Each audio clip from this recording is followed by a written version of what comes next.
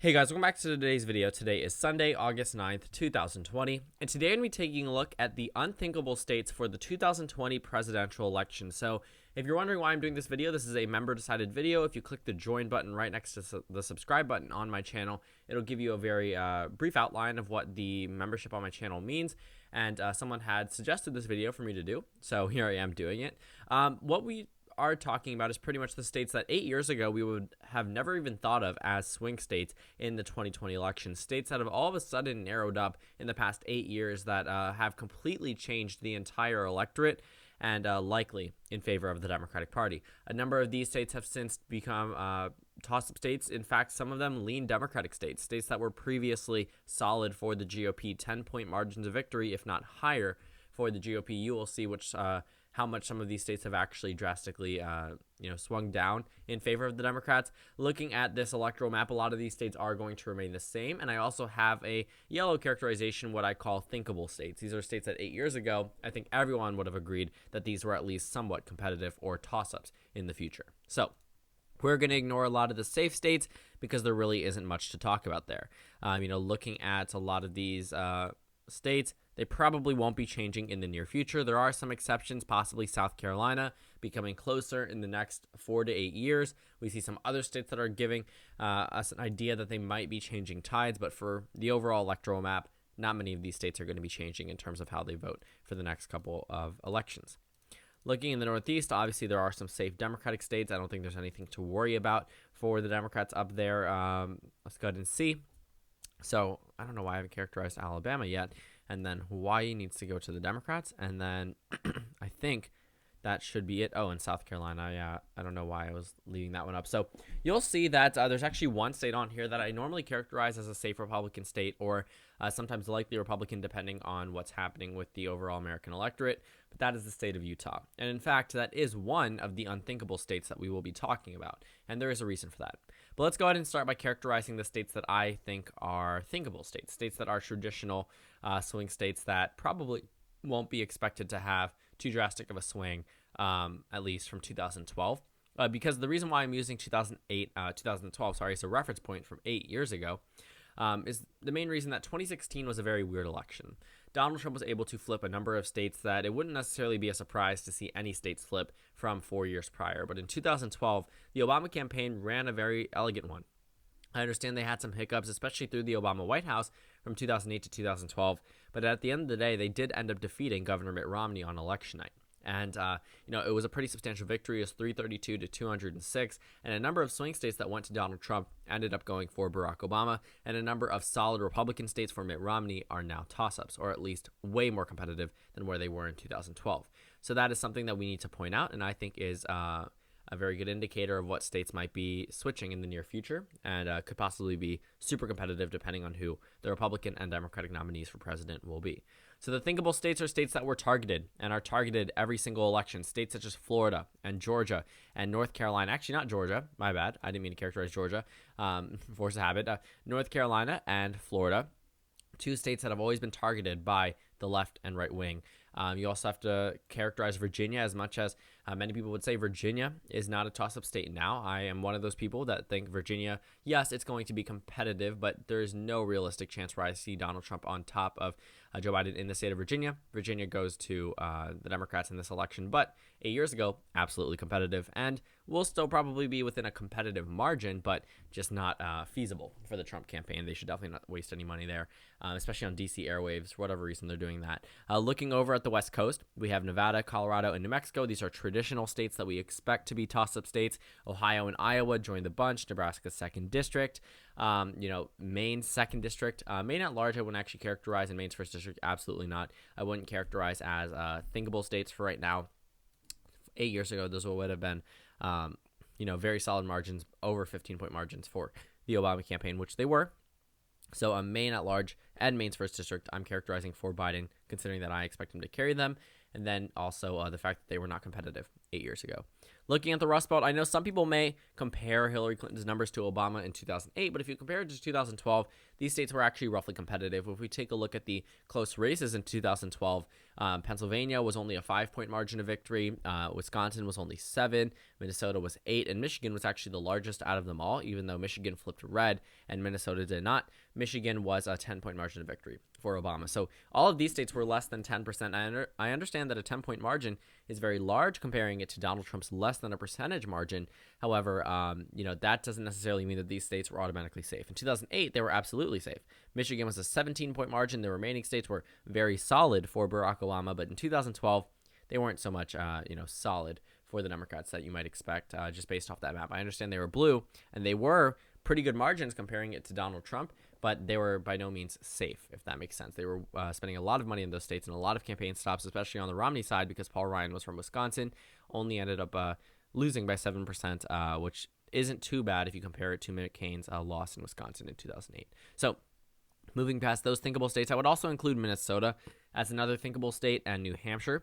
And then we're going to talk about the remaining 71 electoral votes that I have yet to characterize. And you can pretty much understand that these states are all going to be considered to be unthinkable states. And the reason for that is because these states were so solid for the GOP in 2012, or at least a lot more solid than they are right now, that it was sort of weird to see these states as swing states. Arizona, Texas, and Utah, absolutely. Georgia did have some interesting, turning of the tides in 2008. It was competitive because of increased black turnout. And then in 2012, Romney did very well in that state. It wasn't so much a toss-up state. Looking at the margin, Georgia was a 7.82% margin. So as competitive as, I guess you could say, Minnesota.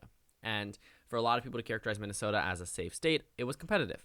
But there was no real possibility of Romney even carrying Minnesota. He probably wouldn't even carry Pennsylvania in Obama's worst case scenario. These states, yes, they were 5 points margin of victory, and yes, they were close. They were by no means safe, but it's going to be very difficult for me to have to draw a conclusion based off Romney's campaign performance in 2012, where he could have actually won the Rust Belt. He was a doomed candidate from the beginning. I think Obama was definitely the favorite to win the election, even on election day, when Obama was only up 2% nationwide. FiveThirtyEight gave Mitt Romney an only 8% chance of victory. Despite Hillary Clinton being up by a larger margin, they gave Donald Trump a 34-35% chance of victory. So there are a lot of things working against Mitt Romney. Despite the popular vote looking like it was going to be close, he was underwater in a number of swing states, whereas Donald Trump was doing a lot better than Mitt Romney in 2016. So there's a reason for that. But if we look at Georgia, it was a 7.82% margin in an election where the first black president was running. So we're talking about higher black turnout in 2016 than 2012. You have to keep that in mind. So with decreased black turnout, the Georgia margin of victory for Donald Trump decreased from 2012 because of white voters. Now, 59% of black voters turned out in 2016, 66% in 2012. For the first time in an election in American history, black turnout was higher than white turnout in the presidential election. That was not the case in 2016. In 2016, white turnout was higher than black turnout, and it was enough to put Donald Trump over the top. Now, states such as Georgia all of a sudden narrowed up. Despite the entire country moving to the right, Georgia, Texas, Arizona, and Utah moved to the left. And the reason for that was because of Donald Trump's unpopularity and the Republican Party losing its grip on suburban white voters, on college-educated white voters, even on some non-college-educated white voters. White voters have been moving these states, and also a changing demographic. So in 2016, I wouldn't exactly say minority turnout was the main reason why these states were competitive. There were a number of minority voters that came out and voted in full force for Hillary Clinton at the time, but you also have to realize that minority turnout nationwide was already down. So if Hillary Clinton had an election in which minority turnout was higher and around Obama levels, Georgia would have been way more competitive. Arizona possibly could have gone to the Democrats. Texas would have been way more competitive. And Utah, well, we need to talk about Utah because that's a whole nother scenario just because of the fact that Donald Trump is not liked in that state. And also, people like Mitt Romney were loved. And when Mitt Romney comes out in firm opposition to President Trump, these states start to narrow up, which was, this state was a 48-point margin of victory for Mitt Romney in 2012 and narrowed down significantly. Donald Trump didn't even hit 50% in 2016 in Utah.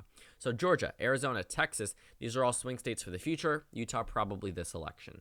But that's not to say that these races probably won't be closer than expected. Utah, if Mitt Romney comes out and endorses Joe Biden, that could be pretty significant. The fact that the 2012 presidential nominee isn't even endorsing the incumbent Republican president, That's pretty significant. Mitt Romney's from Utah. He won the state by a very deafening margin over Barack Obama. If we take a look at the margin here, let's go ahead and take a look at Utah. It should be down here. 48% margin of victory. It was the largest of any margin of victory, even larger than Wyoming.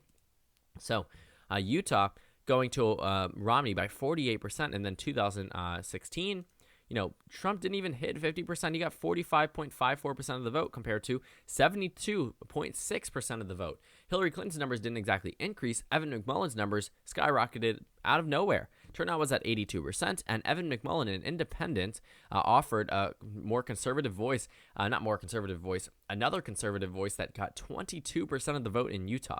I mean, that took a pretty significant portion out of the Donald Trump margin. Then you take a look at polling in this state. Yes, Trump is up in Utah, but the overall average only has him up 8.6%. Biden is dramatically increasing based on the average compared to Hillary Clinton from what was 27%.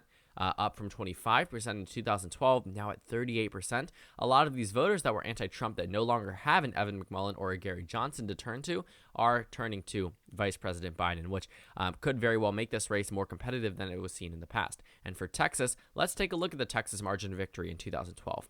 In Texas, Mitt Romney won here by 15.78% of the vote. And then in 2016, it narrowed up to 9%. And then in 2018, the Senate election narrowed up to 2%. And then in 2020, if we take a look, let's not go here, let's go to the overall average. Trump still leads, but it's very narrow. It's a 1% margin in what was a 12-point margin on Election Day in 2016, what was a 16-point margin in 2012. So the election has been rapidly narrowing up in the state of Texas, which makes this state, what 8 years ago was a safe state, over 15% for Mitt Romney, now competitive, and possibly even, the VP in 2012 could possibly win this state in 2020.